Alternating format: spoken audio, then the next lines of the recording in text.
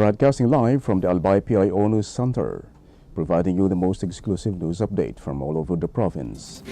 This is News at 12. In the local scene, tourists have been warned to rely only on official advisories amid the circulation of AI-generated fake videos falsely depicting catastrophic eruptions of Mayon volcano under Alert Level 3. The Provincial Tourism, Culture and Arts Office said the misleading videos have caused unnecessary alarm and tourist cancellations. The office clarified that hotels and accredited tourist sites remain safe and operational as they are located outside the permanent danger zone. Areas within the danger zone remain temporarily closed to ensure public safety. Visitors were advised to view Mayon volcano only from designated safe areas approved by authorities.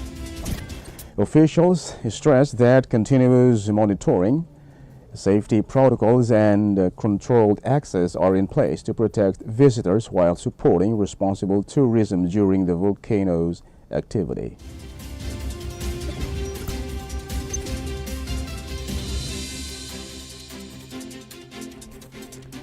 In other story, the Provincial Treasurer's Office has announced the schedule for processing applications for the Governor's Permit for calendar year 2026. The office said it is now accepting both new and renewal applications within the scheduled processing period. Applications will be processed from January 12 to 16 and January 19 to 20 from 8 a.m. to 7 p.m. The office also operated on January 17 from 8 a.m. to 5 p.m., accommodating additional applicants. The PTO warned that renewal applicants who fail to apply within the prescribed period will be subject to corresponding penalties.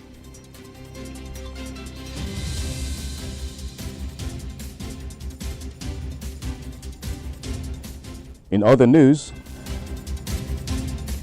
the Albay Provincial Health Office, through its Water Sanitation and Hygiene Wash team, is conducting regular water quality monitoring and testing to protect evacuees amid the continuing unrest of Mayon volcano. The office said an initial wash assessment was carried out in evacuation centers to identify gaps and priority needs, especially in areas with rising numbers of evacuees.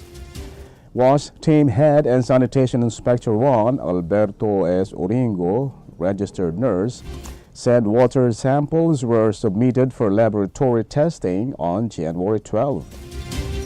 Oringo said laboratory results are expected by January 19, that would be today, to guide planned interventions in coordination with the Provincial Disaster Risk Reduction and Management Health Team. He said PHO had earlier distributed 10 boxes of Aquatabs, aids containing 100 water purification tablets, to all local government units prior to the volcano's eruption. The office also expressed readiness to provide augmentation support to local government units needing additional sanitation and health commodities. The water quality monitoring aims to ensure that water used for drinking, cooking, and hygiene meets national safety standards and prevents waterborne diseases during prolonged stays in evacuation centers.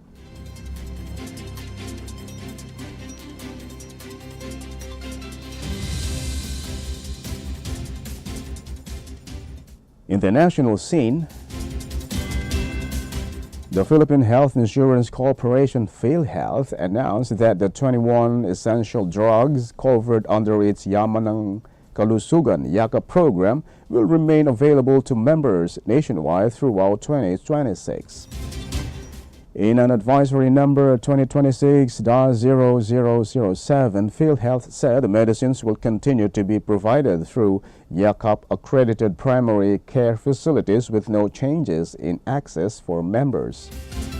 PhilHealth said Yakap is an enhanced primary care benefit package that includes consultations, laboratory and cancer screening tests, and prescribed essential medicines aimed at prevention and early disease detection.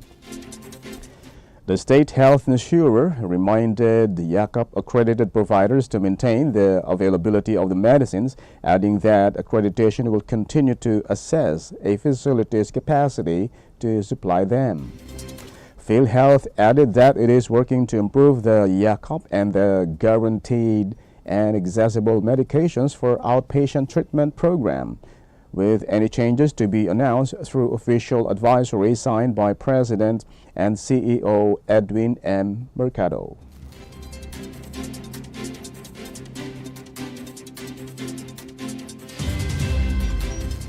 In other story,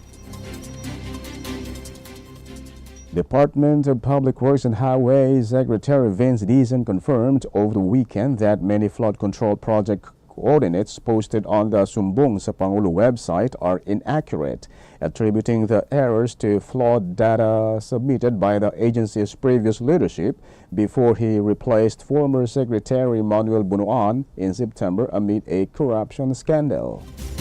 Dizon said he personally verified cases where listed coordinates led to locations with no actual projects, including Oriental Mindoro, but declined to speculate on whether the inaccuracies were intentional or the result of mistakes or faulty submissions. The statement came after Senate Blue Ribbon Committee Chair Panfilo Lacson said he received information that Bunuan deliberately misled Malacanang, with a former DPWH chief summoned to a hearing, even as he seeks to extend his stay in the United States. Dizon admitted that the same erroneous database was used for the DPWH transparency portal and said the agency is now revalidating thousands of flood control and infrastructure projects using satellite imagery and field verification. Civil society groups, including the Naga City People's Council and Bicol Laban sa Korupsyon, have joined the effort, urging the public to report suspected anomalies in local projects through the bisto.ph website.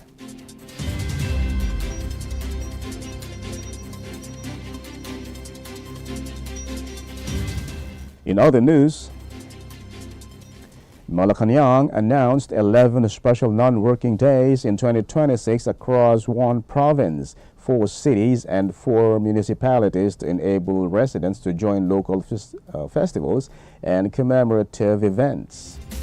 Proclamation numbers 1129, 1130, and 1131, special non-working days were declared on February 10 in Bacolor, Pampanga for Bacolor Day, February 21 in Marinduque for Araw ng Marinduque, and January 22 in Giginto, Bulacan for the Halamanan Festival. Executive Secretary Ralph Recto signed the 3 proclamations on January 13 by authority of President Ferdinand Marcos Jr. Proclamation number 1132 declared February 17 a special non-working day in Cabasalan, Zamboanga, Sibugay, while Proclamation numbers 1133 and 1134 set January 15 and May 7 as special non-working days in San Pablo City, Laguna. Proclamation numbers 1135 and 1139 designated February 2 as a special non-working day in Katipunan, Zamboanga del Norte, and Mabalacat City, Pampanga for their founding anniversaries. Also, proclamations declared special non-working days on February 6 in Consolacion, Cebu, February 11 in Candoni, Negros Occidental, and February 3 in Cabanatuan City, Nueva Ecija, with the remaining orders signed on January 14 and 15.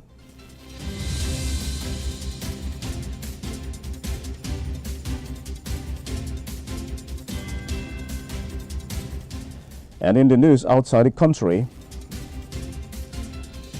French President Emmanuel Macron on Saturday denounced U.S. President Donald Trump's threat to impose tariffs on European countries opposing his efforts to acquire Greenland from Denmark.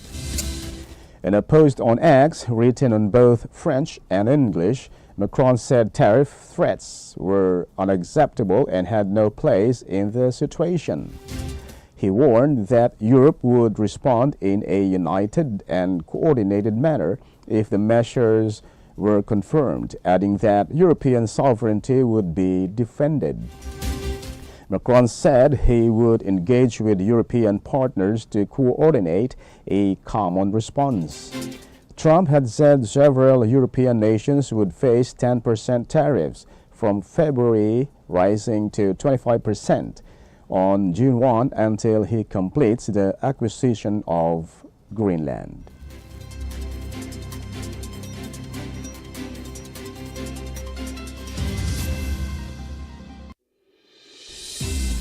In other story, Myanmar on Friday rejected claims it committed genocide against Rohingya, calling its 2017 military action a counter-terrorism operation. A senior official told the ICJ the case should rely on proven facts, not emotional language, defending army actions after deadly attacks on security forces. The Gambia presented the evidence of mass killings, rape, and forced displacement, claiming these actions showed clear genocidal intent. Over 1 million Rohingya have fled to Bangladesh, while Myanmar insists it supports repatriation and warns a genocide ruling would harm its reputation. The hearings could take months or years, with legal experts watching for precedents in other ICJ genocide cases, including those involving Gaza.